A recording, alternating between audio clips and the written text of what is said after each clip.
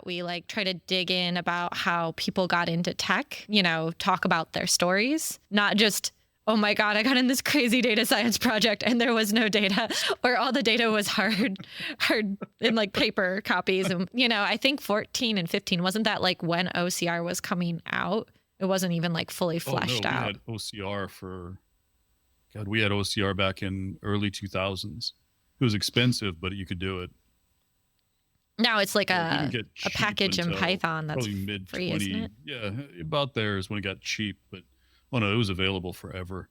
I feel really old when I have to explain to people that I've been doing data science since the time the term was coined, because I have recruiters and stuff. They're like, oh yeah, we need someone with like 15 years of data science experience. I'm like, so that term was like coined at Facebook, around like, I think it was 2011 and 2012ish. I don't think it's possible, but thank you for asking. Yeah, I used to tell people, they would come up to me and they would say, hey, we need somebody with at least 5 to 10 years in data science. And I would say, oh, that's awesome. It's no one. So Andrew Ng, we're connected. I can give him a call. Don't think you're going to get him. You can, yes, it's crazy. And it still is. Asking for 10 years of experience in data science is nonsense. What I was doing, I have all 11 now. Yeah, I will be 11 in May. So in 2012, it was not data science. None of us were doing anything machine learning related in business. All of that was academic. Accidentally got myself into a statistics program learning machine learning in 2011, 2012 before it was cool. Yeah, I did. I mean, my first CV project was 96 or 97. I can't remember. It was in college. But I mean, no one was doing it in business. Nobody was really putting anything into production except at Google. And they were still trying to figure out how to get forward from MapReduce into something that would scale better and that would handle all the infrastructure needs that they had. They were still solving logistics problems, between 2016 and 2010. So it's amazing to me that we have people that say, oh no, I was doing machine. No, you weren't. Oh, come on. Be real with us. We were there. I mean, I took a machine learning class, but it was like solving parameters for distributions, like in the real world. And it was using like expectation maximization, like, ooh, like. Yeah, but I mean, it was more like analytics though. We have to really kind of, I think we need to be honest as data scientists and look at anything before 2014 really and say, okay, yes, I was using machine learning methods. However, what I was producing, not what I would call rigorous, not exactly defensible models. I don't think I would, with a straight face, present what I did in very large companies. And I mean, I'm turning a little red because I'm remembering it. I did in very large companies in front of very important sounding people say some stupid things back in 2014. But they didn't know that. I think the scary thing is I didn't know that, and I probably should have. I don't think anyone knew that back then. Like, the stuff we were doing was cutting edge for that time period. Like, right. Bag of words approach, like, was cutting edge at one point in time. Now it's like, oh gosh, really? That's what you did? Just one more war story. I have implemented bag of words in Java. Yep. That hurts. That's almost confessional. Why? Yeah, exactly. So why would I do that? Yes. It was so long ago that getting it to work in Python was actually worse. I did it in R the first time I did it. That's all I have to say to myself. Maybe I should have tried that. I probably should have tried it in R. Maybe that would have been easier. They had all like the packages. packages. Such a miserable programming language. Now it's awesome. And like all the terrible things I said about it early on in my career are coming back to haunt me. But yeah, it was bad. I just cannot explain how bad it used to be. So I'm a little naive. I only know like statistics. So I know like MATLAB and R, and I taught myself Python, and I've never taken a programming class. Nice. I have like little to no CS experience. Like everything on HackerRake is something I taught myself, not from a class. That's awesome. Um, And I would say half of the best programmers I've ever met are self-taught. There's no there's no skew in one direction or another, whether you get a CS degree or you learned watching somebody on YouTube. There's no skew. About half of them come from I taught myself, and the other half, have that background in the CS degree. It's incredible that you can do it either way now and be unreal good at programming.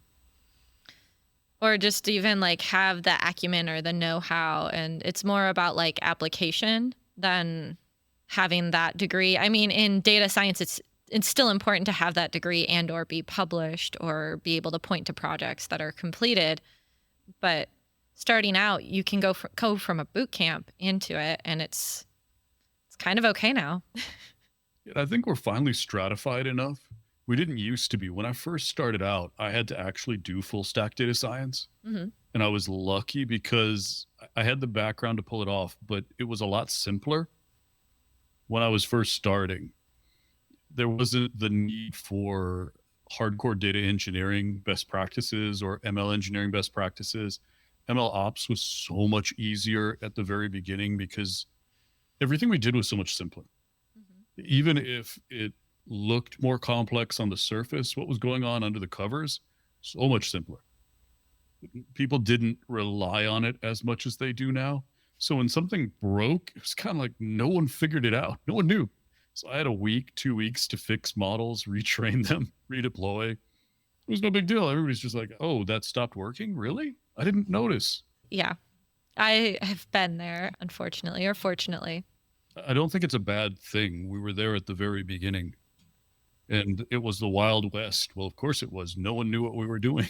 I didn't even know what I was called until 2013. I was making up job titles. And making up job titles, I don't think MLE was even like machine learning engineering. MLE was like, I think, maximized likelihood estimate. If you said MLE to me, like even 7 or 8 years ago, I wasn't going to be like, oh yeah, that's a type of engineering.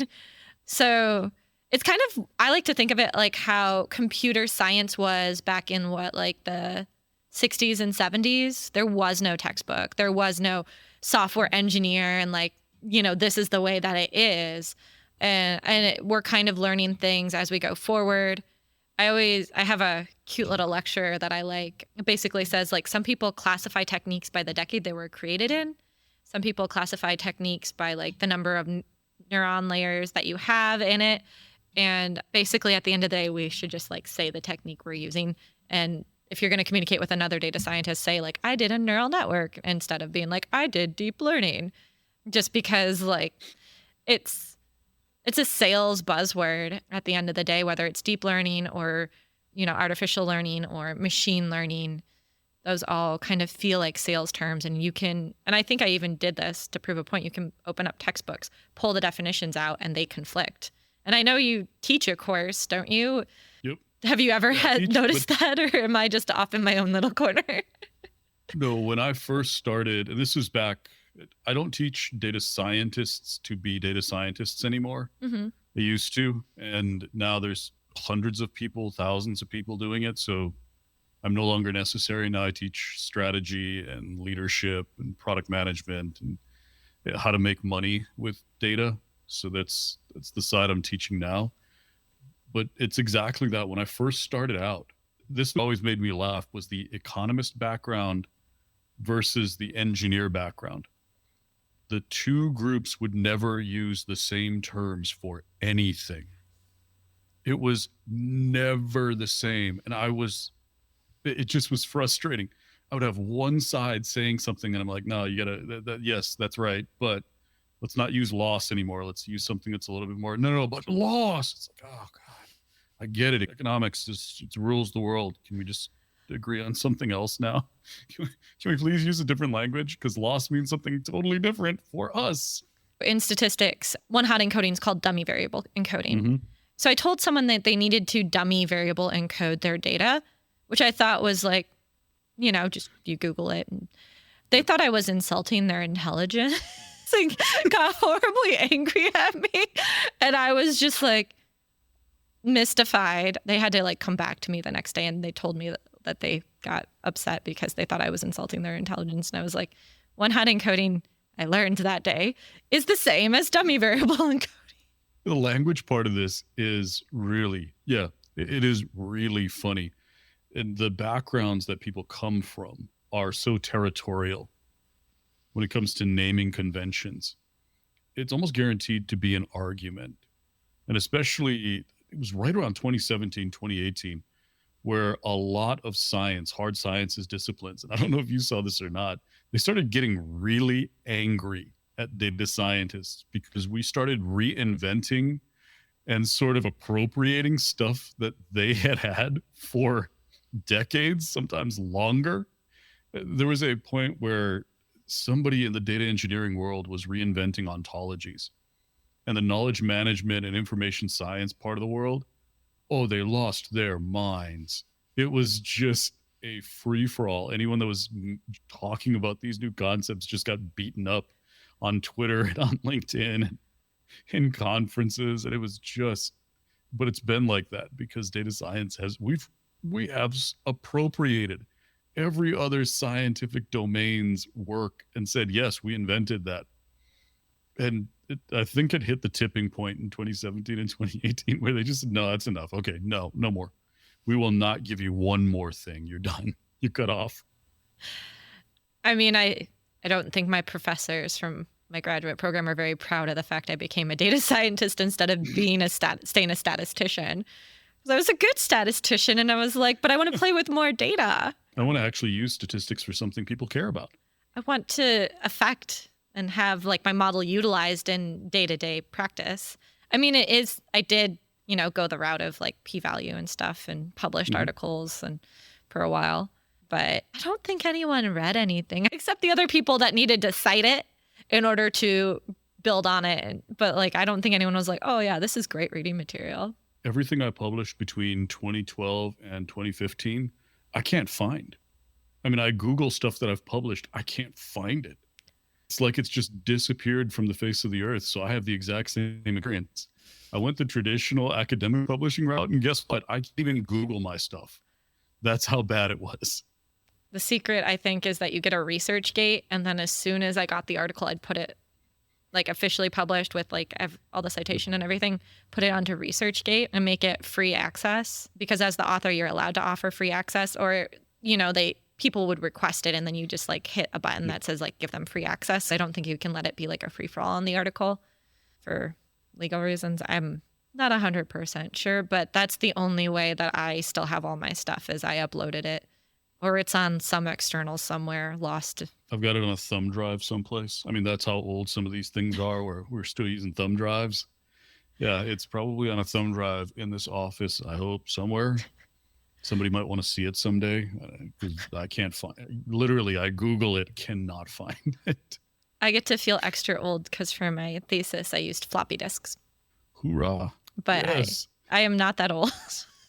But I get to feel old. I'm not going to tell you, the technology that I have encountered in my life, but I've seen some backward stuff. You're in good company. So what got you into tech? What got you interested in data science? What got me into tech's the better story. Okay. So yeah, this is the one. No one ever asks tech. They always ask this, what you asked second. What got you into data science? But what got me into tech was a better story. I was playing a video game called Carmageddon, which if you can Google that, you've just figured out how old I am. Was second year in college in the civil engineering program, a game called Carmageddon, and I needed more RAM for the PC because it was lagging and stalling. And I mean, this was like maybe one step above 8-bit graphics, and the computer couldn't handle it. So I needed an upgrade.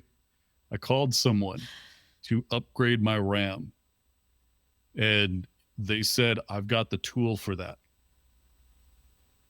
The tool's a screwdriver. And that got me so mad that I started taking computer classes, because I thought to myself, if this person is charging over $100 an hour to change RAM with a screwdriver, civil engineering is the wrong place for me to be going. I need to be doing something different. And that's how I started in technology. I got got into a couple of classes, and then I realized, wait, I've been writing. Oh, I wrote programs. Wait a minute. This is what. Oh, I did this when I was like 12. Oh, yeah. No, I remember this. Really, that's how far away from tech I had gotten. I was writing programs and building stuff and didn't even know that that was a career. So that is how I got started. Next semester, transferred from civil engineering to computer science, and away I went. And then University of Nevada, Reno got a grant from Microsoft to do computer vision classes. And so I guess what I landed in was a computer vision class, and that got me hooked. I saw it and went, this is the future.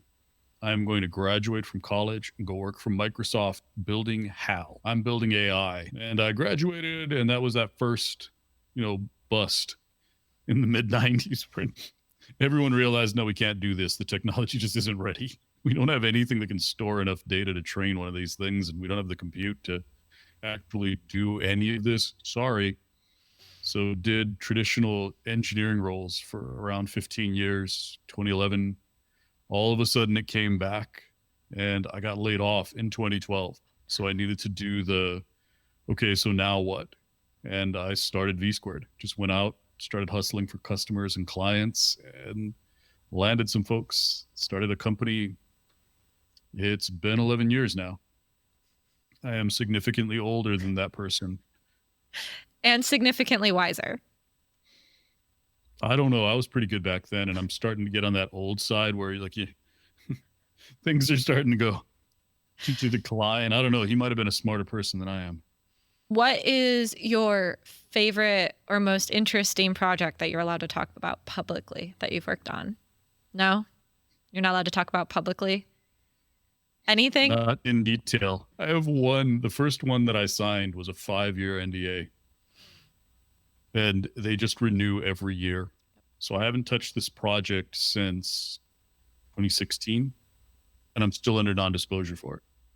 I have something that I'm on non-disclosure, and I'm like, I can tell you verbally when I'm not being recorded what it is, but I can't put it on my resume. Yes, there are two types of non-disclosures that I have which prevent me from talking about a whole lot of projects. Mostly now, the NDAs that I'm on are a result of the strategy advising that I do. So there's some secret sauce that I shouldn't talk about. And that's really, it's not the projects that I worked on, but the back end of the strategy process and some of the meetings that I was in. Those are more of the sensitive details. So it's what I know about strategy more than what I built. I've literally built everything. I bounced from industry to industry. Pricing, customer behavioral models are my favorite ones. I just can't talk about all the cool stuff. I just really want to. One day I can't. All my stories from 2015 and before are too embarrassing to tell. Not really that interesting. And all of the good stuff that I've done is under NDA. So I'm sure you can relate to what I'm about to say. Like, the reason I got into statistics was because I could go into any vertical and apply statistics, and I get to learn about new things, and it's exciting and I really enjoy it. But now if you talk to recruiters, they're like, yeah, you have to have experience in that field to go in to be a data scientist in supply line. You can't just go be a supply line data scientist. And I'm like, that's taking all the joy and fun out of what I do. Please let me, You're not going to pay me to learn a domain this week? Yeah, no, that used to be a lot of fun, didn't it? But now they're like, you got to be pigeonholed. You got to be a specialist. And I'm like, but I want to go learn recommendation systems. I haven't applied them anywhere, but you should pay me to learn so I can apply it for you, please. I think you can still do it, especially with the amount of experience you have. You shouldn't be talking to recruiters. Just ignore them. Leave them on red and go directly to hiring managers, because recruiters have sort of, I'm not being mean when I say this, but recruiters have sort of had their arc in technology, and they really have not proven to be effective filters. So we need to change the way we hire significantly. I hope tech is the field that starts making forward progress. towards something that's more responsible and has better outcomes, because what we're doing right now is just terrible. I mean, at one point in time, I think I talked to 150 recruiters in 2 weeks, just because, like, Nope. and I'm not going to say anything more. I also had 2 companies reach out to me asking me to pay them to work for me to find me a job. And I was like, they want a couple grand, or they want you to sign an agreement saying they get 6% of your income for a year. Yeah, nope. And I'm just like, oh, well, that's nice. So based upon my experience, I mean, even talking to hiring managers, sometimes it's because then they hand you off to the recruiter after you talk to the hiring manager, and then you go back to the hiring manager. And sometimes the communication isn't always there. So I don't know what it should be. Hopefully someone makes a really amazing machine learning model in the job application space. I know there's actually a lot of companies working on it. It's just getting data is hard. Getting past the gatekeeping and sort of the legacy thinking around hiring. Because when I talk to hiring managers, the majority of them know exactly who they want to hire almost after the phone screen. They go from having 10 candidates to maybe 2 or 3, and they say, I want to hire one of these 3. But then they spend another 15 hours of work on each candidate, multiple rounds of interviews and follow-ups, and trying to do the calibrations and everything else. Why don't you just hire based on an early interaction and big qualifications, especially for senior level roles? I mean, bringing somebody in who's been doing data science for 8 to 10 years and giving them a programming test, for 8 to 10 years, they have passed a programming test every day because they weren't fired. So why are you now going to suddenly be able to assess something better than 8 years of working in the field can? Really? You're going to get some new information here? No, they just want to see how quickly you can create the PR curve for random forest from scratch in less than 30 minutes, and then put you down because you weren't fast enough. And you're like, I use a function. It's a function in Python. Why do I have to do this in 30 minutes? Anyway, yes, I am not scarred from my interview experience. I did not have a company that kept me on for over 10 rounds, and at one point in time told me I had to wear dress clothes while working from home. No, I've never had that happen. But I can tell you I would refuse. I'm firmly entrenched in being a founder and running a business. I wouldn't go back. There's just no way that they could convince me that was a good idea. Just no way. I do hang out with like a lot of founders, but something inside me doesn't want to be a CEO. Like, I don't want to have to be responsible for balancing the budget and coming up with funding. And I still like chasing code around. I'm sure at some point I will get sick of it. You'd be surprised. You actually don't have to do a lot of that if you structure your business properly and don't go the crazy VC route where you have to, where your business model is really subsidized for the first 3 to 5 years by someone else's funding. If you build a old school business model and come up with just a simple operating model to support it, you can bootstrap. It's not as hard as people think it is. And I think the other thing is, like, do I have a big enough network to be able to find clients is like the other thing. You do. Yes. So. They are looking for you right now. It's a great time to do freelancing because there are so many opportunities for monetization that not all of them are clients and customers. Some monetization opportunities don't require you to do a whole lot of cold calling or cold emailing or any of those other things.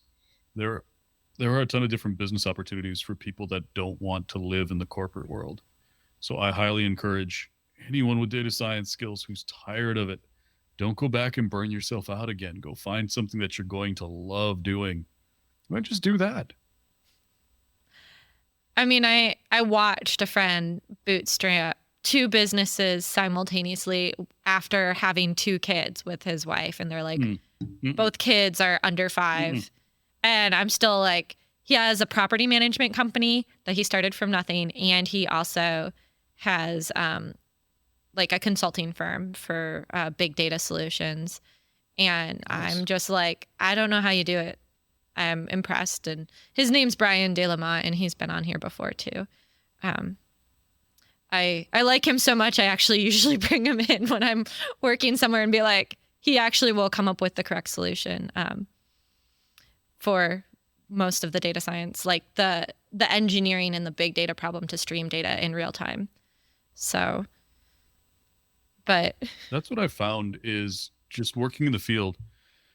If you can actually solve problems, not resume solve problems, not talk about solving problems, not whiteboard solve problems, but if you can actually solve problems, you will have work for the rest of your life in the data field. You'll never be fired. There's so few who can just come in, get it done, and it works. So few data scientists can do that. And that's, if I was going to say, what's your career opportunity? Just be competent and able to deliver what it is that you say you can do. There are so few that reliably do it. It almost feels like half the field is operating on fortune alone. It worked. Really? And if you can be incredibly over the top nice, and that's for, if you act like, I'm more apt to hire someone if they are nice and willing to learn than if they actually know the content already and they are kind of a little, they got a little ego with them. I'd rather take someone and teach them. Yep. And they usually end up being better than me by times. Yeah. At the That's end what I mean of about as a hiring manager, you just kind of know. You have a sense about who's going to work out. And unfortunately, that plays into a ton of biases. So we do need some checks and balances. We do need assessment methods, but we should be watching hiring managers more closely than we were watching candidates, because the bias and the bad hires come in because we make some pretty stupid assumptions about what a data scientist looks like and how a data engineer should act and what an MLE engineer's background should be and how those are the assumptions that lead to bad hires. Instinctually, you can usually tell who's going to work out with a team after 1, maybe 2 rounds of interviews. You can tell this is a person who will fit into the team, fill the role, and be capable. But we add in this, but we have to have the best. We have these 18 people. We brought 18 in because we want to find the best of these 18. And I think that's where we kind of got lost when we said the best candidate. No, I just want someone who can do the job. That's it. As soon as I find that person, I'm done. I'm not interviewing 5 other people to find somebody who can maybe do it better. No, I have other stuff to do. I'm just hiring you. Congratulations. You win. Get to work. I'll send you a laptop and some paper to sign and others. I think we get messed up somewhere along the way because that's really it. Can I train this person? Do they know enough that they contribute just to basic tasks from the beginning? And I will train them to fit the entirety of the role. Are they smart? Are they quick when it comes to just learning and picking up concepts? Are they interested in the stuff that we're doing? Do they seem like the team will like them and they will like the team? Good enough. We're done. Are they going to make anyone else quit? No? All right. Good. We're good. All right. You're hired. That's what assessment should be. When a company as big as Google, who has done as much research into hiring as Google has, relies on things like coding exams for calibration, I just think to myself, well, it doesn't surprise me that ChatGPT was calibrated as an L3 software engineer. That doesn't surprise me in any way, shape, or form. If you want to see the largest indictment of a hiring process, a model calibrated as an L3.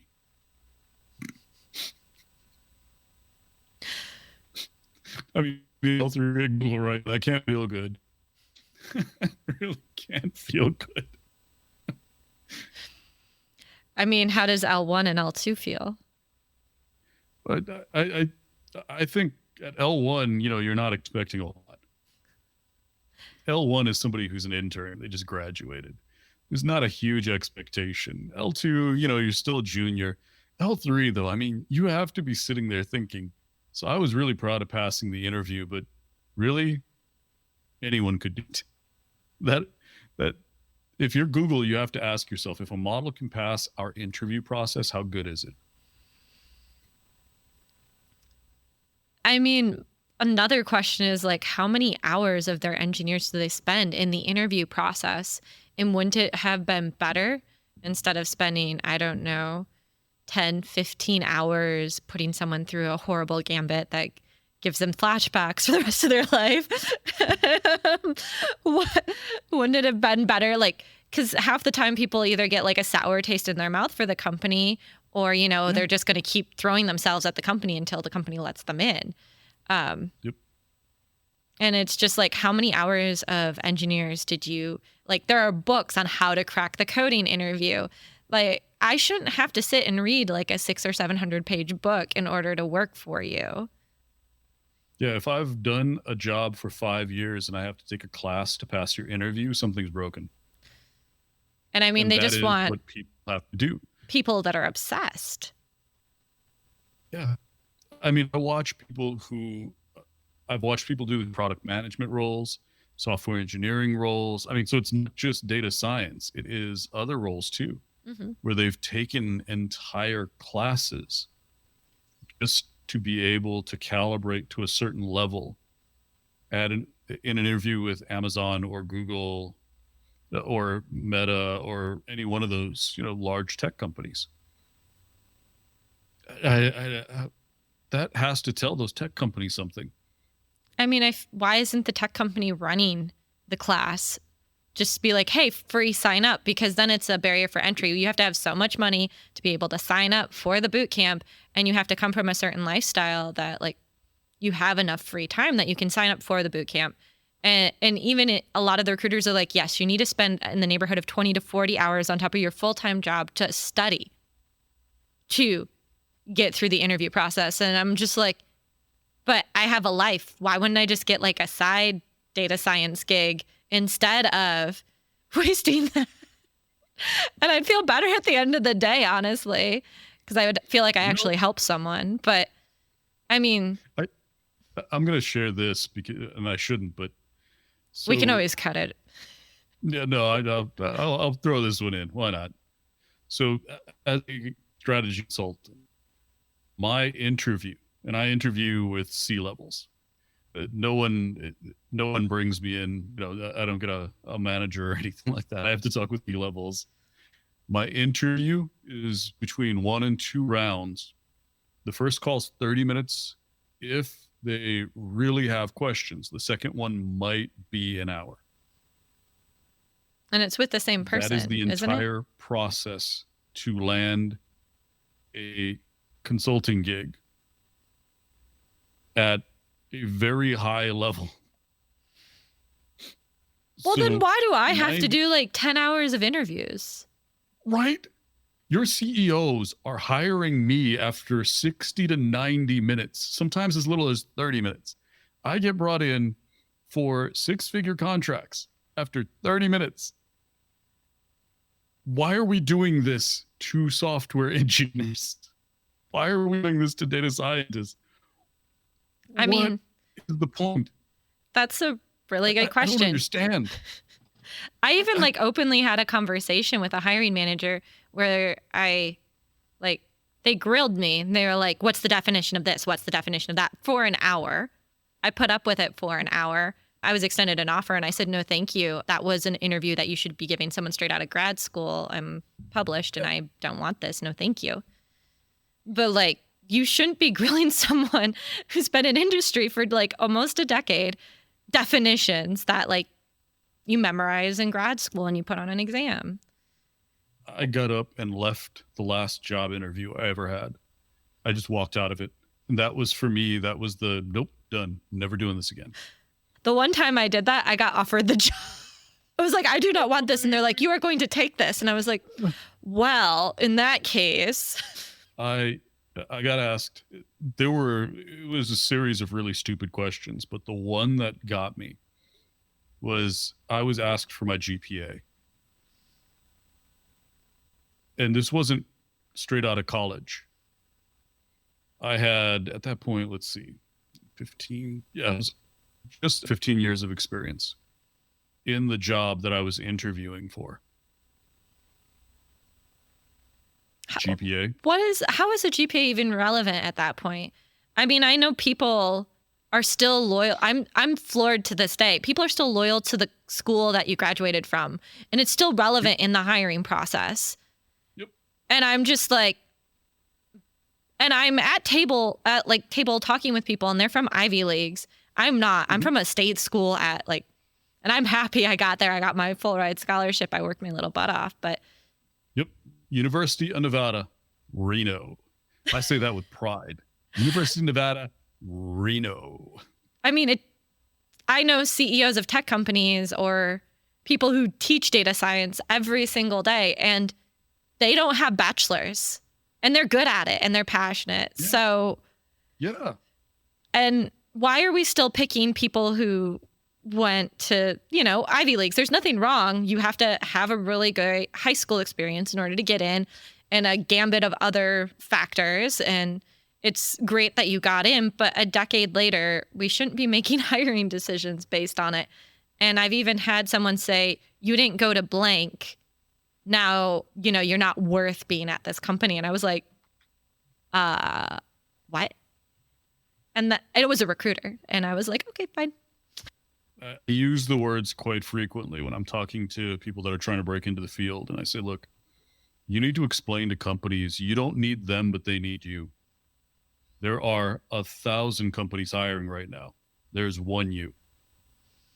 If you have experience, there's about 100 and something thousand thems and one you. Congratulations. If you want to, for the rest of time, never get another candidate, tell one of us something dumb, because I'm going to broadcast it. And it's not, LinkedIn these days. Wow, you talk about a bad experience with hiring, it goes viral. Companies don't understand that as soon as that happens, they, and this can be somebody who has no following at all. 2 or 3 people will pick it up and it will get circulated across the planet. You'll end up on every site from Twitter to Reddit. You will be dragged for months. Do they not understand what being offensive, or in some cases just oblivious, during the hiring process costs them in recruiting costs for the next 5 years? No one forgets those stories. I mean, I've seen companies become memes overnight because they said something dumb to a customer or an employee on their way out the door. It's just, how do they not have this figured out? Be overly nice, not just as a candidate, but also as a company and as a hiring manager. Just be good to people. I mean, I don't understand, because even if I don't go out and I say, hey, this company said this to me and it was really awful and I cried, I'm going to have a bad feeling about that company, and I may or may not have deleted all my social media off of that company based upon that experience. And I encouraged everyone who knew me personally to do the same. But there are companies that will never get a mid to top tier professional in one of the more niche technical fields because their reputation is trash. There are grad school programs too.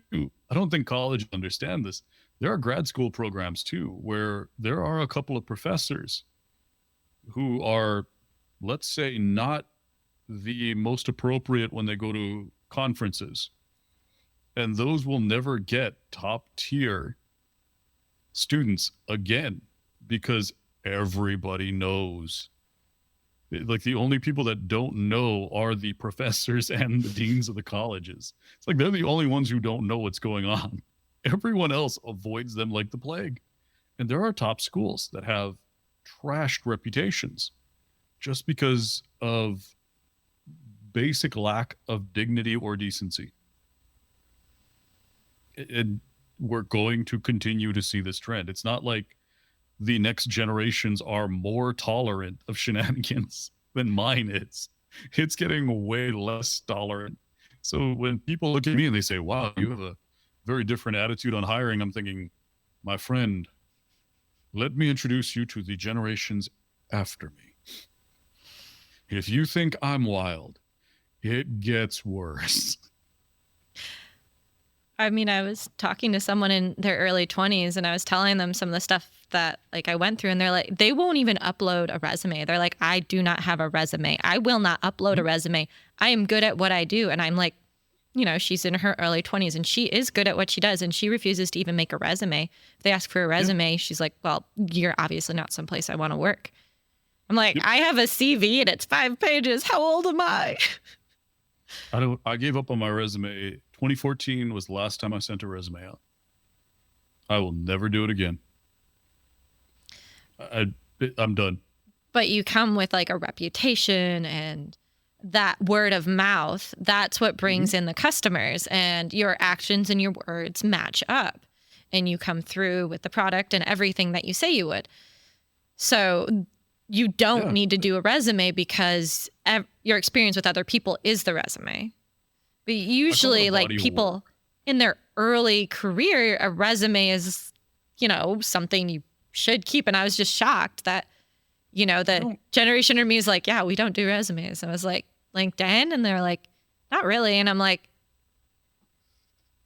what do you do? And I don't recall what she said, but I was just like shocked kind of, because she said she doesn't apply. She doesn't have a resume. And there's an entirely different job market out there where it's a secondary market. And I actually used to teach recruiters how to find candidates on secondary marketplaces, because we're having, anytime you get into a niche role, you can't hire for it. I don't, it's funny, but the majority of candidates don't realize that all of these roles are sitting there. And you know how you look at LinkedIn, oh, it's only been available for 2 days, 3. No, there are roles out there that have been unfilled for a year, sometimes longer. There are companies that are bumping salaries to really stupid levels because they need somebody who can do this thing before the system that the person who just left was maintaining collapses on them and takes their business Southwest down with them. So I'm sorry. I didn't hear anything. I just yelled out a direction. My mistake.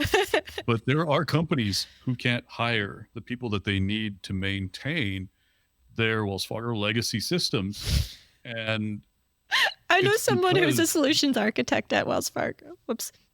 So you know the insiders. Yes. Yeah. I'm not going to recount their. No one touches because they're frightened. Yes. And he has expressed that, like, you just do what you're asked. You don't try to go above and beyond and do more because you don't know what you're going to break when you're trying to be a good person. Yep. And it's old. Yeah. Yeah. There's stuff at Wells Fargo that was programmed by people like me, except in my 20s, very early 20s. It's still used to this day. Good in my very early 20s. And by that, I mean, I was really bad. Part of it was I didn't know any better, and the field, just software engineering in general, we didn't know any better.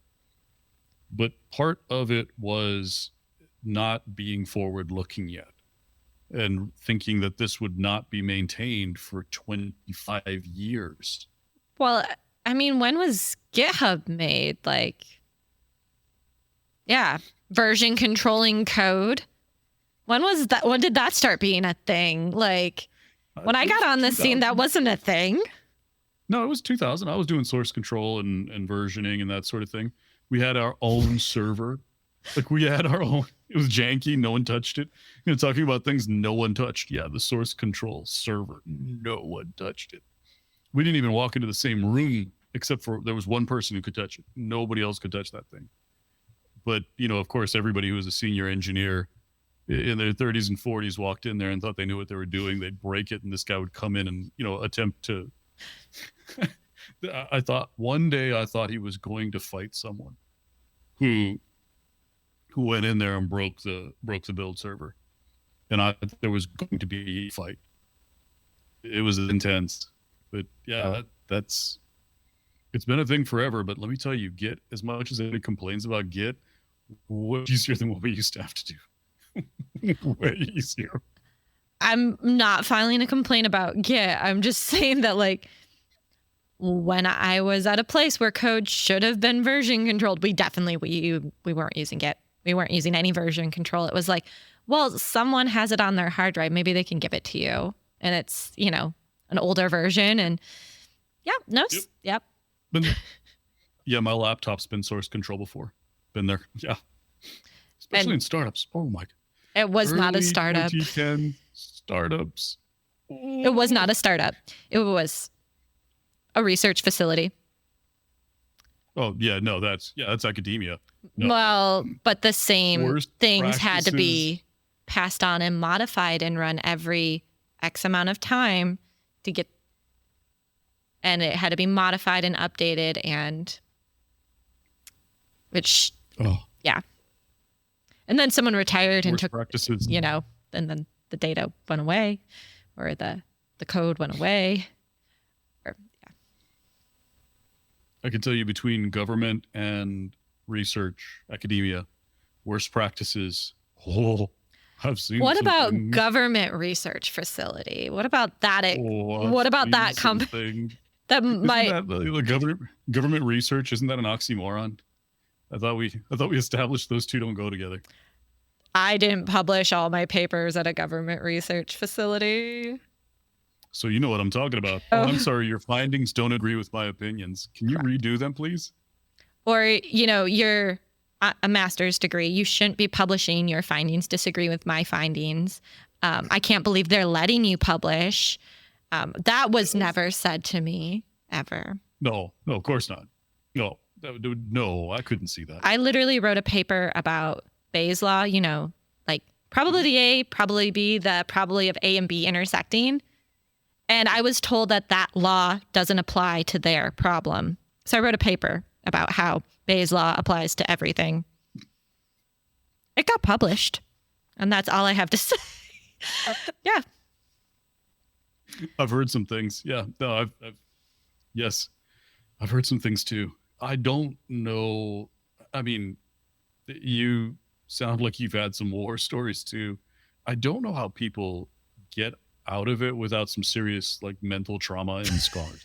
I do not know how people escape the work world without the people that are happy in tech jobs. For me, I look at them and I just go, I need to learn something from you, because they'll tell me stories and I'm thinking I would be in therapy.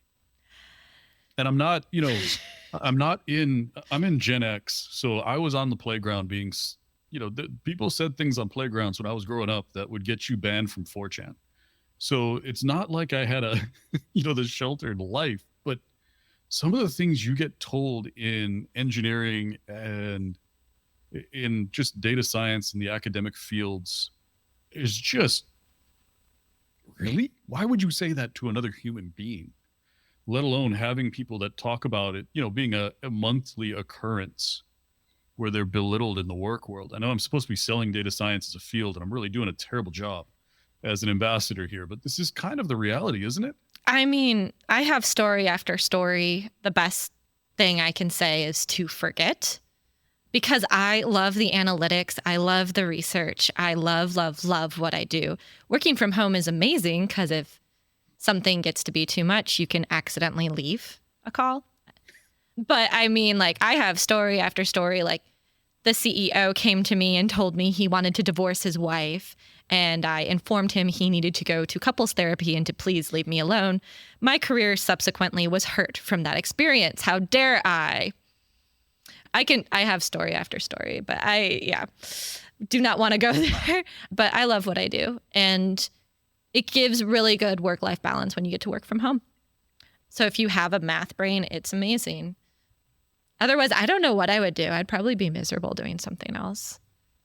You'd be doing what? Anything else, something else that doesn't involve analyzing data and like playing around with spreadsheets. I'd probably be miserable. Like I fell into it and I like it. So yeah, I really love what I do. And I'm fortunate now with the company to be able to pick clients and decide who I want to work for and pick good situations. I mean, that doesn't mean that I don't experience my share of dysfunction and a little bit of crazy from time to time. The C-suite, that's another level. The board, like you think the C-suite's nuts until you meet the board.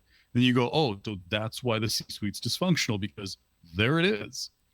And then I realize what kind of pressure everyone's under from investors who, if you think professors are wild, investors say wild stuff. They are. But they hand you a couple $1 million level. and then they say the insane things, right? They don't just. No, like before, during, and after. It's wild. And it's not just VCs. The VCs get a bad rap, but traditional institutional investors are weird. There's a good, I would say the majority, overwhelming majority of them, straight-laced, middle of the road. They just want to get a good return. They want companies that are well run. They want leaders that they can trust. They want certainty and stability. They want to know what they're getting. All reasonable stuff. They call you once a quarter to make sure everything's on track, and they truly leave leadership and the board alone. But there's that minority, and they come out of the woodwork in times like this, where they are just weird. They make ridiculous demands. They say crazy things in public. It gets picked up on by cable news shows. Are we referring to a specific event? One, no, three, and I can name like three of them in the last month. So I don't watch cable, so I am. Oh no, Bob Iger got dragged back into Disney because Bob Chapek was doing some interesting accounting when it came to how Disney Plus was reporting costs and revenue. So there was a, have you ever seen Friday? You remember the movie Friday with Ice Cube? There's a famous line from Friday. How do you get fired on your day off? Mr. Chapek, how do you get fired on a Sunday from Disney? How do you do that? I would just like to know if you'd like to come on a podcast with me. I would love to hear the answer to that, but I'm sure your NDA is breathtaking, so I'm never going to find out. But yeah, fired on a Sunday. So Bob Iger comes in, literally, here I come to save the day, comes in to save Disney from investors who are outside with torches and pitchforks. And he starts, trying to clean house. He's doing the evaluations and the audits, and he's looking for ways to save money and make the parks more friendly to customers. And he's cleaning up so many different messes. And in comes this activist investor who is questioning somebody who's really respected as one of the greatest CEOs in Disney's history, questions his capabilities and just says some things in his public, read on several news channel open letter to the board. It's just one of those, really? I mean, even Bob Iger can't get a break. That guy can't get a break. It's insane. Just insanity. Investors are weird sometimes. Like I said, majority of them, normal, middle of the road, just want to return. But there are some of them that are just so out there. So I'm sure you have your fair share of personal experiences aside from news covers, but I guess you can't talk about that either. What can I talk about? Because the nice thing here is if I say something and I don't mention any names, no one's going to get angry because then they would have to admit they did that. So let me think about that. Let me see if I can find wild stories from investors. I was on an investor pitch where I'm trying to think of the right way to put this. They essentially wanted this company to pivot into doing a completely different product. And so 2 minutes into the presentation, one of the analysts, who wasn't even a partner, he was an analyst at the firm, throws out kind of an idea, have you thought about getting into this vertical? And one of the partners spent an hour and a half browbeating the CEO and the CTO about why they didn't do something completely different with their company. And it was a good hour. It had to be at least an hour of just beating them up, saying, hey, you should do this other business. You should do this other business. You should do. But that wasn't the kicker. Like, that wasn't the weird part. The weird part was a week later, that same partner called and asked them if they would do a presentation because he liked their company, liked their idea, and was thinking about investing. We thought, oh, it must be, that person's admin or that person's, analyst or somebody else who just didn't realize, no, was same dude. Completely forgotten. So they sent the CFO to do the pitch. CFO got a $500,000 check, exactly the same pitch deck. It was just one of those, and it was, I think he pitched like 3 weeks later. So it was maybe 3 to 4 weeks after this just absolutely inappropriate hour of talking down to the founder and the CTO. The CFO makes exactly the same pitch and gets a $500,000 check. That's VC. It's just so strange. Was the same human, right? Same human. Were they of sound mind and body? I don't think that's possible, given what I saw. Were they just under an insane amount of stress and they forgot where they were at and they were too afraid to back down from what they... I have no idea. You can't think that somebody like that is in their right mind. But then again, this person is getting wealthy people to give them large sums of money to invest. So they can't be that far off base, can they? I mean, how sound mind are insanely wealthy people that have billions of dollars? You're not wrong. Not wrong.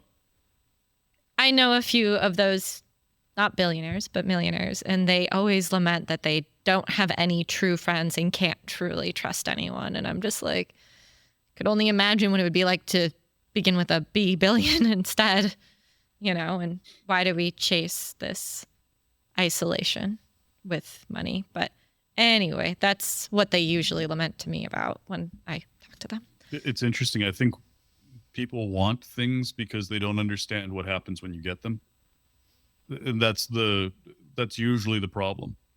Is it sounds great and then you stumble your way into it and all of a sudden you realize there was other stuff. I like quoting the Doctor Strange movie where they say the warnings come after the spells. They really should come before. And I think it's really in almost every job I've ever had, every promotion I've ever been given, everything I've ever learned, or every cool thing I've ever built, the warnings were always after. And they really needed to be, I don't know, maybe written up front somewhere. I mean, isn't that how most prescription medications in the US are? Try this drug. Look, your life will be better. There's sunshines and rainbows. And then at the end, there's someone talking really quickly with all the side effects. And you're like, I have no idea what you're saying. They're like, blah, blah, blah, blah, blah, blah, blah, blah, blah. You're like, that sounds bad, but I have no idea what it is. But that's kind of like how life is. I got a promotion. Now I'm in charge of 5 people. Yeah, exactly. Side effects may include having to lay off your entire team during a recession. Oh, don't joke. I was somewhere and I think they did a 75% layoff of the engineering staff. Yeah, those are just brutal. The guy who came in, he was online working 6 a.m. until 11 at night. And in his free time was making book clubs and stuff for everyone to go to so we would interact on top of being amazing, on top of doing everything. Cool. He got laid off. And I'm like, what hope is there for the rest of us if the person who does all the extracurriculars? So, The last job that I had where I got laid off in 2012 from, in 2010, I won every award the company had. I was promoted to run an entire group. They didn't just give me a team. They were like, here is a cross-functional team of people that do everything for 3 different major product lines.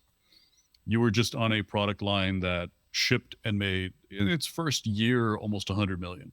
So 2 years later, I got laid off. Corporate world's like that, and it always has been. It does not seem to be willing to change, and that's depressing. A great reason to think about entrepreneurship, because if you build a business, you can build something better for people.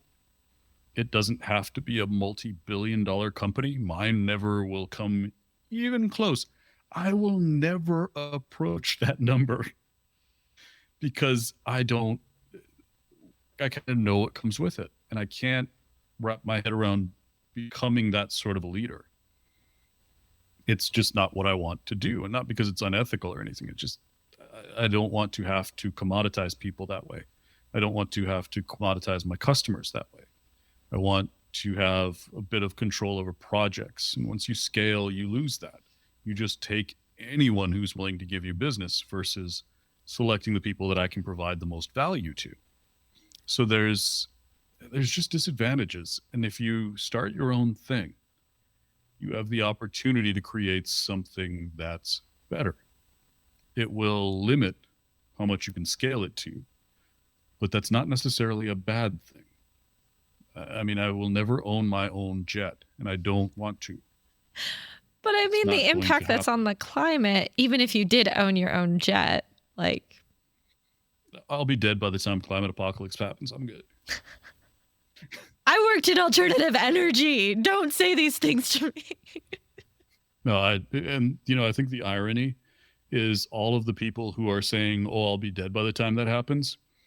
We haven't been keeping up with medicine because it will keep us alive long enough to live with the results of our stupid decisions. We're going to be kept alive to deal with some of the implications in a way that other generations never have. So, I mean, I think we need to clean up some messes. I think the only thing we can't really replace is the brain. But I mean, we're working on doing there's plenty of different, other than Elon's Neuralink, there's other competitors to it. So at some point, hooking your brain to another human's or to a computer or directly bringing the internet to your brain will be possible. And there's a whole discipline of the human machine interface, but directly into the brain. And at what point, do you stop being human? Do you start being a cyborg? After you've replaced so much, what happens if we take this consciousness and we put it inside of a computer? Is that still Vin? What if you're still alive and their consciousness is in a computer and your consciousness can connect to the internet and have experiences? Which one's the real you? If my consciousness in a computer can get a job, I'm down. Have you seen the TV show Severance? Severance. No. Oh no, I've heard of it. No, I haven't seen it. So you basically have two consciousness trapped in one body. And when you go to work, one consciousness is aware. And when you leave work, it's a different consciousness. So that way there's no shared experiences. Which, I mean, with some of my data science stuff, that'd probably be better. But which one's the real you is kind of the question it begs to ask. Neither. I mean, both of them inhabit the same body. No, once you duplicate yourself, there's no longer a real me. It'd be like asking which twin's the real one. Well, neither. Well, I mean, there's plenty of identical twins. Are either of them real? Right. But I mean, if you tried to say which one of them is the real, it wouldn't work, would it? If you say, what did you have? Oh, I had twins. Okay, well, which one's the real one? Well, neither. You try saying that to a kid and see what happens. No, but I mean, think about it. It would be like asking which one's the real one, which one's the copy. If you're twins, which one's the real one, which one's the copy? I mean, scientifically, we can answer that, which embryo split off from the other embryo and which one's the copy, but their experiences, which one has the more valid experience and is more representative? Neither. I mean, there's not an original and a copy. it's now two distinct. So there isn't a real one. So then your They're both- consciousness on the computer has rights? This is where it gets messy. Yes. Yeah, the twin argument is, and this is what you'll end up hearing when we have to go through and litigate this, and we're not very far away from that, sadly, that you have two versions of the same person, the same memories of the same individual. Which one is real and which one is the copy? And you'll hear the argument. It's like asking with two twins, which one's the real one, which one's the copy? But what if you just want to like back up your brain in case anything happens? Yeah. Is each one of those a full tricky human that that has rights? Very tricky. Doesn't that brain have rights? The backup? Doesn't each backup copy have rights? And then where is the line between like, well, I mean, we have these large language models. Are they sentient? I mean, you can point a large language model at a large language model and they'll talk, but does it have feelings? Well, when does that large language model actually become sentient? Like, we're not there yet. I'm not arguing that we are, but like, when does it pass the Turing test? When does it have feelings and desires? I think it's interesting. We look at it from that perspective, like we are going to somehow synthetically recreate ourselves, but that's not how it will work. We will copy ourselves first. And that is how we're going to run into a lot of these very messy challenges, because a copy of ourselves is an easier pathway to something that has intelligence and generalizes. But I mean, even now, like someone I know made AI Jordan Peterson, and we can call up Jordan Peterson on my phone right now and talk to AI Jordan Peterson and hold a conversation with him. Yep. But I wouldn't say that that's Jordan Peterson or that's even a copy of Jordan Peterson. It's just a large language model acting like Jordan Peterson, and it's not sentient. Yep. But we're going to get a whole lot better at copying. Yes. It's not going to be copying from, data and actions alone, or recordings or any of those types of things. That's where Neuralink's going. That's where a lot of these, human brain or machine brain interface, human intelligent machine intelligent interface technologies are going, is making that copy.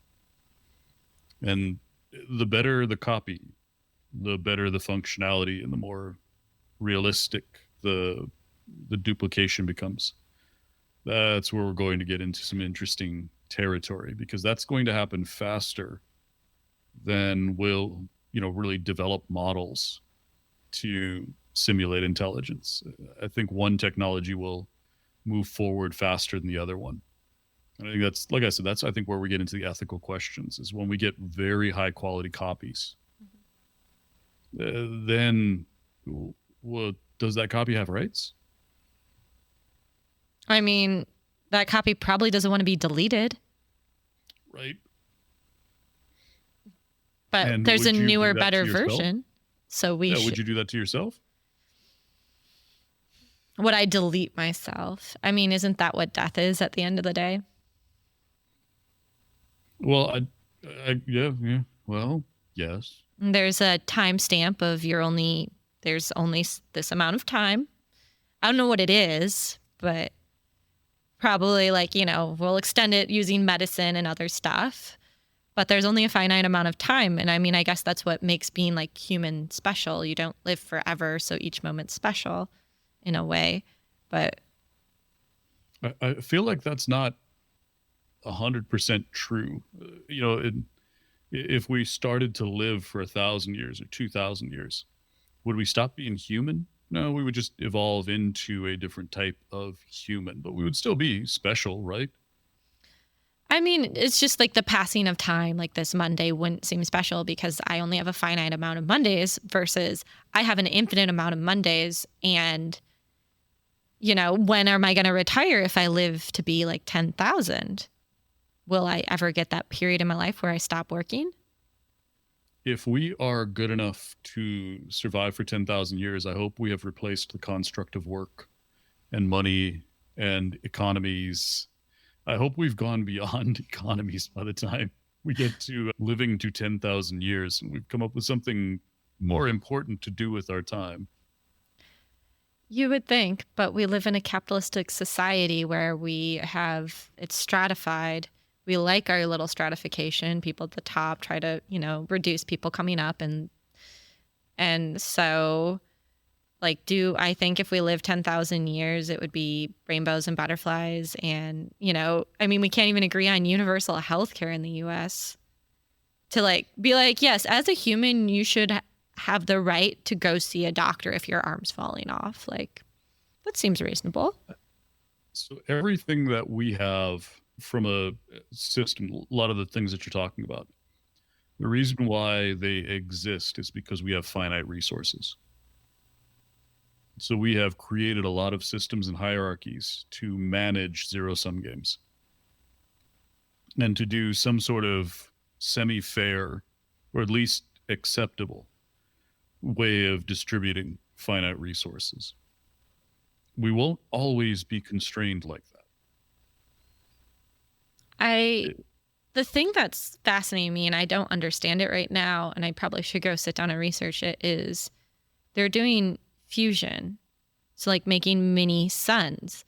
And so 1 + 1 now equals 3. So I need to sit down and do this because this is kind of like, I used to work in nukes. So I'm kind of interested and really knowledgeable about this area, and I haven't sat down, but that doesn't follow the law of physics. The input and the output, we didn't balance, like stoichiometry, we're not balancing the equation. And if that is true, we can make infinite amount of energy, then resources are no longer scarce.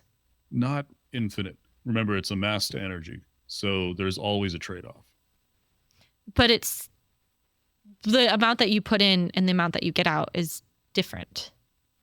The amount of energy you put into creating the reaction is less than the amount of energy that the reaction itself creates. So it's still balanced, because I was talking with someone that looked at it and they were saying that you put in 2 units and you get out 3. And I was just like, that doesn't make sense. You have to follow stoichiometry. The sides of the equation have to be balanced. And they're like, no, they're not balanced. There was like, what witchcraft? Are you like pulling something out of the 5th dimension to do this? From an energy standpoint, it's balanced. Yeah. Or excuse me, from an energy expenditure standpoint, from our side, like how much energy we put into it, it is imbalanced. We put 2 units of energy in, we get 3 units of energy out. But it is the stuff that we're using that manages it. Under the covers, someone is paying for that 3rd unit. And it's from what I understand about fusion, it's a mass to energy conversion at some level, but I'm not going to pretend to really get deep into how fusion is doing that or what we're leaving behind, like what particle we're mining to create that energy from whatever we're slapping together. I don't. And yeah, it goes back to, I need to sit down and look at it. What I was told in the conversations I had previously was that 2 units go in and 3 come out. There's nothing consumed in it. I was like, that is magical. How are they performing that magic? But what you're saying, that they're providing matter, makes sense. Makes a lot more sense. I was like, the laws of physics haven't been broken. Thank goodness. Like, that wouldn't work. I mean, even a black hole has to pencil out at some point. I mean, if Hawking's is right, black holes even have to pencil out at some point. So I don't think they're breaking laws of physics. I think there's mass there somewhere that is evaporating to our energy. So it's not limitless, but that's a pretty big conversion. So we would have to go through a lot of energy in order for that to be something that would run out. And if I remember right, I don't know what they're using, but if it's something like hydrogen, just one of the many variations and flavors, then we got a little bit of that. But there's some of that around that we can probably use. I mean, isn't all of the water 2 parts hydrogen, 1 part oxygen, or did I miss some? Yeah. No, we got a little bit of that. We got some of that I think it's more than a little. We're able to use that. But I mean, even in nuclear reactors, you're supposed to use heavy water. So you have to get isotopic water to put the rods in, and that's difficult to even get to that point. So at least some of the reactors, not all of the reactors, but creating that, or creating like the level of refinement that you need in the hydrogen is difficult. Yeah. For me, that whole humans don't seem capable of keeping water going over rods. If you look at every major nuclear disaster, it came down to, really, we can't just keep water flowing over rods. Like that was the problem every single time, was we couldn't keep the water flowing. So maybe we should find the commonality here. Don't stop the water. Maybe we should have 2 or 3 redundant systems that continue to throw water at the rods, so that the same thing that happens every time water stops going over nuclear reactors happens again. Can we agree? Maybe there should be, I don't know, more than one pipe. Call me crazy. So maybe the engineer in me is nuts. So each system in a nuclear reactor has 2 other backups. I've written nuclear regulatory documents, and almost all my publications are in nukes. But I get to write about fun things, and I'm 100% sure it's like public. Well, I guess it might not be public knowledge. I probably shouldn't be like, by the way. But there are reasons water sources quit being taken in, even when it has a tertiary, a 3 system. But I can talk about the fact that all the failure events go back to a human error. And so I was building models to describe human error and the likelihood for human error. But even like, if you look at a nuclear, like if you go into a nuclear control room, everything's analog. It looks like you're in the 60s. Everything is written text, and it's in a binder that someone has to go pull down and follow. The only great thing about nuclear control manuals, or nuclear control like manuals, is that the dictionary, so the amount of variability in the language, it's written at like a 3rd grade level intentionally. So that way, like, even people who don't speak English, it's hoped that if they happened upon a nuclear reactor, they would be able to understand how to control. But why can't we keep water over the rods? It's difficult. No, people. Why can't people? No, that's where I started. Why can't people seem to keep, maybe we should have, like I said, 2 or 3 different systems that help people keep the water flowing over the nuclear reactor. I mean, I get it. Maybe at 3 Mile Island, it was a brand new thing. I got it. Okay. Chernobyl, maybe we didn't broadcast the 3 Mile Island thing widely enough. Maybe everybody didn't see that it was water. But I mean, come on. After that, we should pretty much be done. We should know water reactor important. People should really kind of know that. And the fact that the really well-trained people that run these still seem to have some struggles with keeping water flowing, it just boggles my mind. I don't get it. Why are we this dumb? Because we are, and I'm not saying them, like me included. Why are we like this? Why do we somehow devolve in these situations of crisis to forget just common sense stuff like water, reactor? Water. I mean, they didn't fix 3 Mile Island until the next set of engineers came in. And so the original set of engineers kept just doing the same action over and over again, and they kept following the manual perfectly. But they forgot to do one little thing consistently. And so, yes, the rods became uncovered. And in Chernobyl, I don't recall the exact details of that, but in Fukushima, it was a battery failure that occurred. And I think, if I recall correctly, they let the ocean into the reactor in order to cover the rods, but that destroyed the reactor. And yeah, it's just, the other thing is that you have a closed loop system. So the water that touches the reactor, you don't want that getting out into the world, because that water is now contaminated and radiated. And so if you add more water to it, and that steam or anything in that loop, so you usually have like a 2 circular system. So like one water, that water transfers heat in another loop, and that loop actually turns the turbine, or a tertiary system where there's like a loop in the middle and then the turbines at the end, and another closed system. And so the problem is that any interaction with this closed loop that has the control rods or the nuclear rods in it, like, everything in there is contaminated. Anyone that goes in there is contaminated.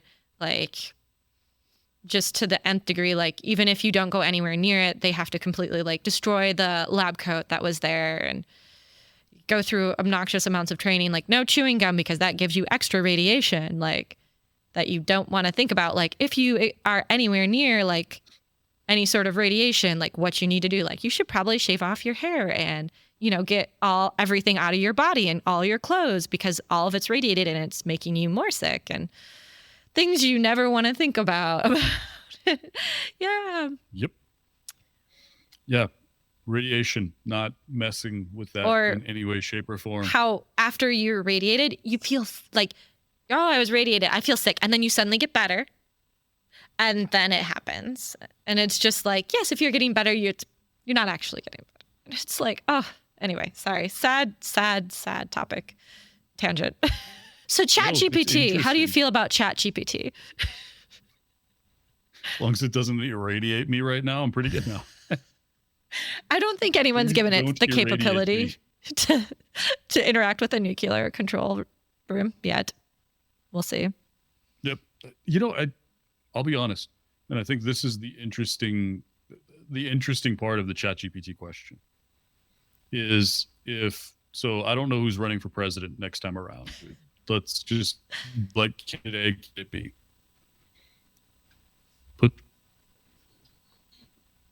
How long till we get like ChatGPT candidate C?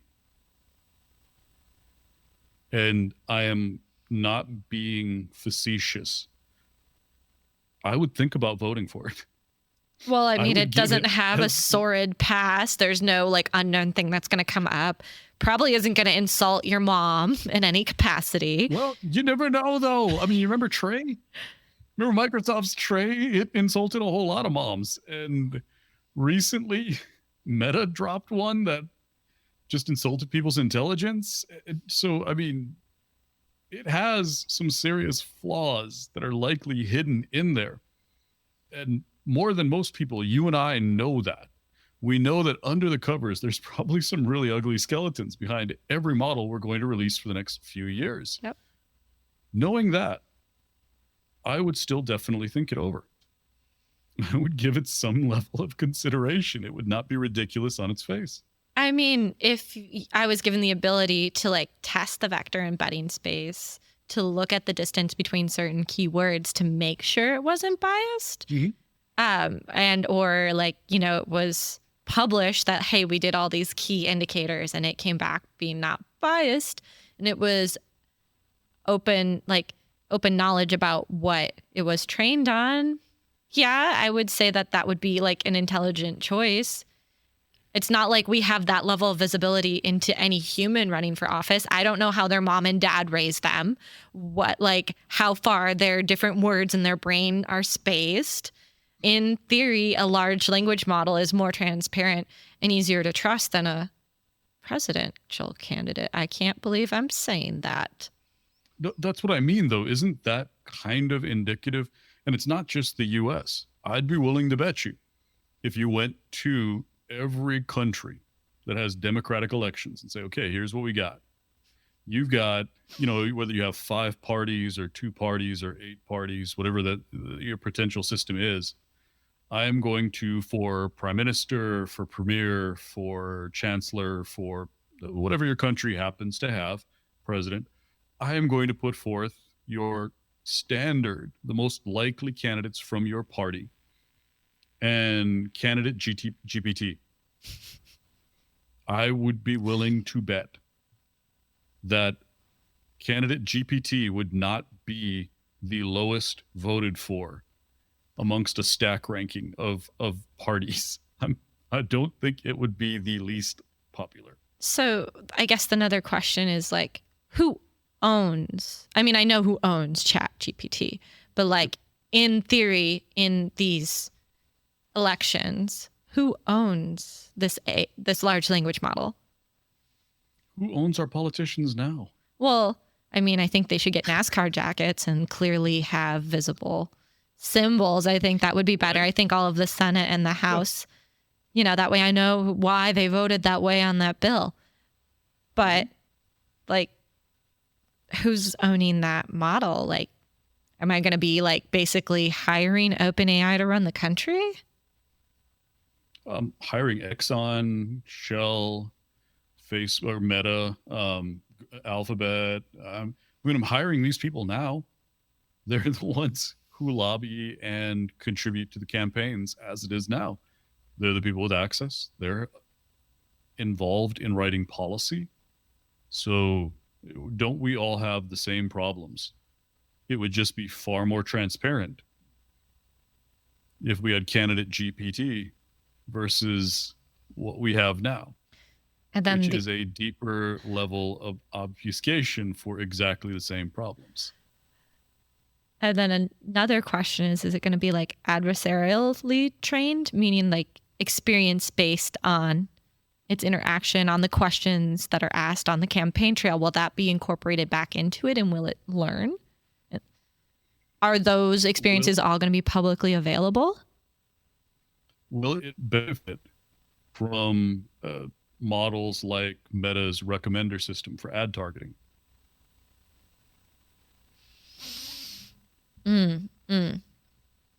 Wouldn't it be a better candidate and give better speeches if it had access to that recommender system? Would it just make speeches that don't really commit to anything because it understands that it could be everything to everyone if it doesn't commit to a viewpoint? Don't we have that now? But still, at the end of the day, you go to a candidate's webpage, and on the webpage it clearly says usually the top button issues, like I'm this way. So even if they give the most political answer. Right, but they don't follow it. They will say, I'm going to do this, and then don't. I mean, at least with ChatGPT, I would get my own personalized version of the webpage that made me happy, that I would agree with. It would customize and auto-generate. Oh, it's Vin. Vin, hey, guess what? Like you, I am not a fan of high taxes on small businesses. Wonder why? Yeah. Really? Tell me more. Especially for consulting companies in the data science and machine learning space. You know, I am from the data science. I mean, don't we already have much of this right now? We ask a lot of ethical questions. This is where I'm going. We ask a lot of ethical questions about data, machines, models. And we don't like the answers that we accept from people. We hold Tesla's autopilot to a ridiculously high standard of safety. I have been on the freeways after football games are over on Sunday. The level of safety I would feel knowing everyone had Tesla's autopilot turned on would be higher than what I am feeling when I know the state of most of the people who are around me who are driving and weaving in and out of traffic at speeds that are unsafe for people with reflexes in their 20s. And when they slam on their brakes for absolutely no reason and I drive past them, I see, oh, you're about 70. Huh. I mean, we hold co-pilots, or excuse me, the autopilot to a very high standard. But I've seen some of the people that pass their driver's license tests and get behind the wheel. We have a different level of competency. Shouldn't we just be happy with the fact that we could save a ton of lives and accept the fact that it will fail as frequently as people do? I mean, I've been in a Tesla with autopilot, and when in the early days, It was bad. yeah, I mean, I was the passenger, and I learned when they turn autopilot on, I should close my eyes. That way, if we get into an accident, I won't get as injured, because you get injured when you make your body rigid because you brace for impact. But now it's better at navigating high traffic than I am, especially in new cities. And it is a lot more competent and, you know, can go a lot faster if you ignore the max speed on it and all that fun stuff. but it's still like when image recognition was equal to humans, we're like, okay, yeah, that's cool. But then when like image recognition got significantly better than humans, we're like, whoa. So maybe it's the same thing with driving. It has to. Or maybe everyone just needs to get self-driving and have all the cars talk to each other so they can all synchronize. Wouldn't that be nice? Yeah. That would be awesome. That's the way I look at models. We're beating ChatGPT up because it's wrong sometimes. Yeah, me too. People ask me for advice all the time. And I think the most important lesson that I've learned is when to shut up. It took me longer in life to learn when I shouldn't give advice, even though it sounds like I could. I've learned through hard lessons in advisory roles. There are things I shouldn't do, things I shouldn't say, times I should not chime in. There are times where I have to just come out and say, the advice I would give you would be no better than you guessing. And so I'm not going to give you advice in this situation and resist the pressure to give potentially bad advice and sound like an expert. But most people don't have that. You really have to be old in most cases and made as many mistakes as I have before you get to the point where you know when to shut up. And I still frequently put my foot in my mouth and have to apologize and say, wait, I was wrong. My mistake. I was wrong. Don't listen to what I said last week. Do this instead. But that's honorable. Like ChatGPT doesn't reach out to me and say, hey, I made a mistake last week. I have an updated answer. Whereas you as a human, remember that interaction, reach out and say, hey, don't listen to me. You have honor, you have integrity. Also, there's some humans who don't have honor and integrity and don't do that. So, I mean, look it up. They don't do the follow-up. They assume they were right. I mean, smart people assume they were right. And more times than not, that's a good assumption. That's why they're smart. I hate that word, smart. Oh, you're so smart. I'm like, no, I just know some things about this specific area over here. I don't know stuff over there. I tell people I'm not smart. I'm just really good looking. And so you look at me and listen. You know, it's been proven in studies that stupid people sound smart if they're attractive. And so for me, obviously it's because I'm attractive. It can't be intelligence. It must be because I'm just amazingly good looking. Because smart, no. I'd like to caveat that with, no offense, you're a man. The number of times I've been, as a lady, being attractive, being told, well, you're attractive. You should be in sales. What are you doing data science for? Or just like, I've literally had someone repeat word for word what I said to a client, but it was a man in a masculine tone. Therefore, it was received. So you kind of also have to be, at least in certain senses, in certain fields, be the correct gender for it to be received. Unfortunately, is what I've learned. No, it's true. And that's kind of the sad thing is I got into very high level meetings when I was in my early 30s. But from a genetic standpoint, I looked mid-20s. And while it was awesome that until I hit 40, I had almost no gray hair at all whatsoever. That was great from one respect, but I looked a lot like I was still 20-something. I would sit down with C-levels who would listen to nothing I said. And when my gray hair finally came in, I said, oh, thank God. People will finally take me seriously. So did you get reverse just for men's to add the gray?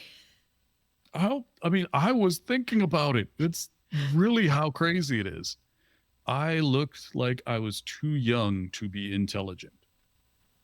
And I was treated like I couldn't possibly be right. Why? He's a kid. But that was a challenge for me, starting my business. And for the first few years, I didn't look old enough. Showed up and there were, oh no, 31 tops. No way. You can't know what you're talking about. And finally, this saved me right there, that little streak. Made me look old enough, finally. And I can't tell you how it's everywhere. The perception and bias problems are everywhere. And that's sad career, just really sad career reality. Yes, it is. Well, do you have any overarching things that you would like to add or any wrap-up thoughts that you would like to include? This has been a fun conversation. I mean, we've gone everywhere. We talked about nuclear reactors. Yes. Which is a common topic with me. What's that? Nuclear reactors is a common topic for me, though. Oh, really? Yes. I worked in it for quite a few years. Anyway, sorry. That's awesome. No, that's, and we need more physicists. I would say as a field, if we had more hard sciences in our field, we'd be doing things in a different way. So we need that physics. We need, physics, chemists, biologists, people who have that harder science background, but we also need social sciences. We need sociologists.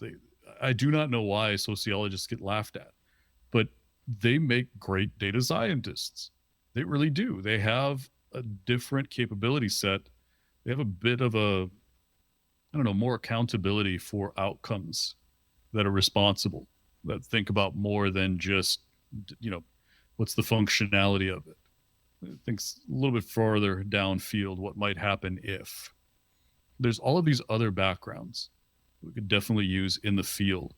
So I was saying an overarching theme, if there's something I could wrap up on, we have to open the doors to a whole lot more people with completely different backgrounds that the engineering side of our field doesn't like so much, because they have knowledge, skills, experience that are way more important in some cases than just being able to write code. There's more to life than writing code? Well, we did talk a lot about recruiting and how our industry does need to change. Thank you for coming on Sarah in Tech, and thank you for sharing your story about how you got into tech. Yeah. Thanks for having me. This has been a fun conversation. Thank you. I had a lot of fun too, and that's kind of the point, is to, talk about all the topics and everything that's interesting. And yeah, anyway, so thank you. That's awesome. Yeah, glad we finally got to do it. Thanks for listening to Sarah in Tech. Feel free to email me at sarah@sarahintech.net or follow me on Instagram @sarahintech. Hope you enjoyed listening.